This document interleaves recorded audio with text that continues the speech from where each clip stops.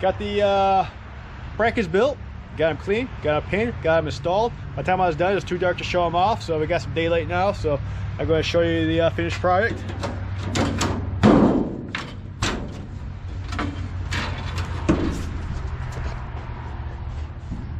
There. Get the brand new poly bushes up in there. And I'm there, got them in the back. I don't feel like crawling under the truck. We just got some rain. I don't feel like crawling underneath the truck, but shoot. Hood opens and closes pretty well, despite the hood latch being bad. Doors, man, the doors never open and close well on this truck. But, oh man, they do now. So, yeah, I'm happy with it. The truck sits quite a bit more level than it did. Still a little bit low on the passenger side there.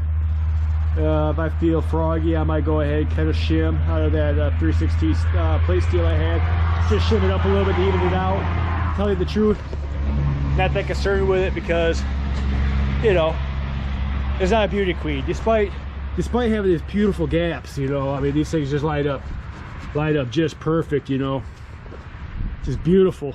It's almost like a show truck. I mean, look at this gap on the hood. I mean, this lines up just phenomenally. Ignore that guy. Anyway, so yeah, that's it for this video. I'd just like to tell you to subscribe if you like what you're seeing. If you'd like to see more about this truck, it will be next video. We'll actually be this truck out in the trails getting a few new scratches, a few new dents most likely, a couple broken parts, who knows. But just like to say thanks for watching. Have a great day. Go get your hands dirty.